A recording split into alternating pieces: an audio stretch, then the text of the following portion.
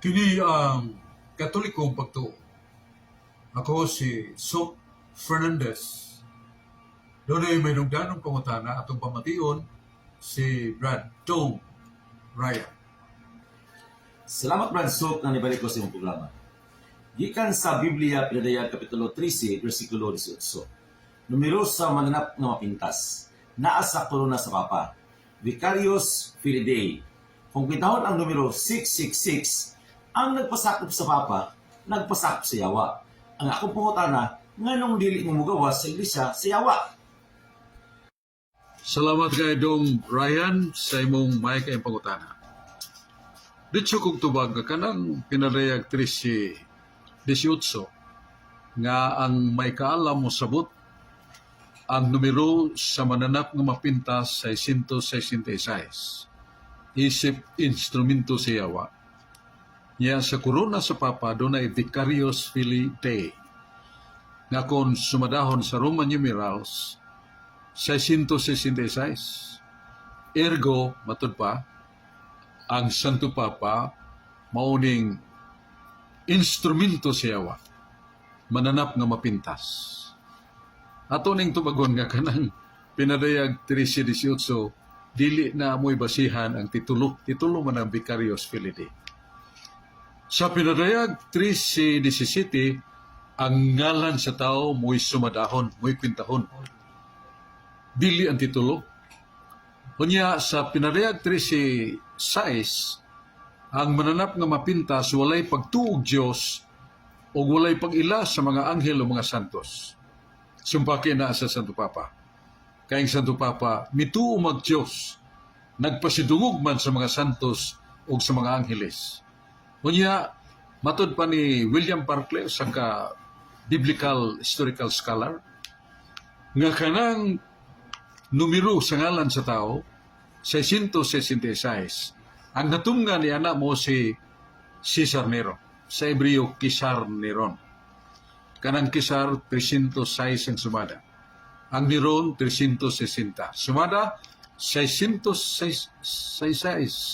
666. Siniro mo'y katumanan niya na dili ang Santo Papa. Nganong dili man ang Santo Papa mo'y katumanan. Kay Jesus nga itong Ginoo mihatag ni Pedro og Yahweh. Dawatan ning Yahweh Pedro. Gahom. Nga imong aprobahan sa yuta, aprobahan sa langit.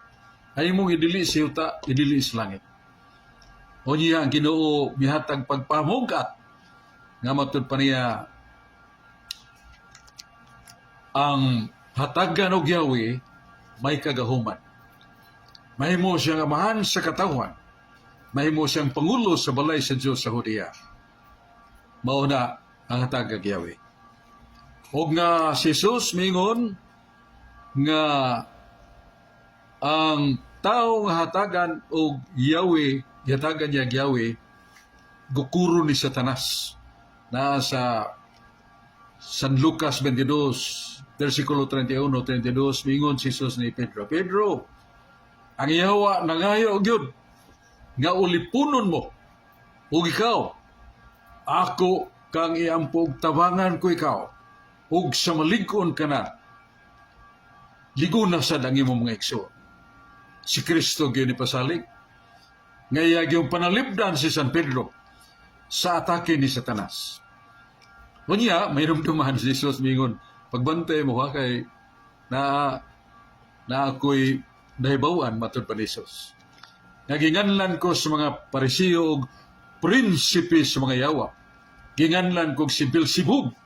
Asa na mabasa? Nasa San Mateo 12, 24-25. San Mateo 12, versikulo 24-25. Ako nga inyong magtutudlo, paganganan lag prinsipe si Yawa, Beelzebub.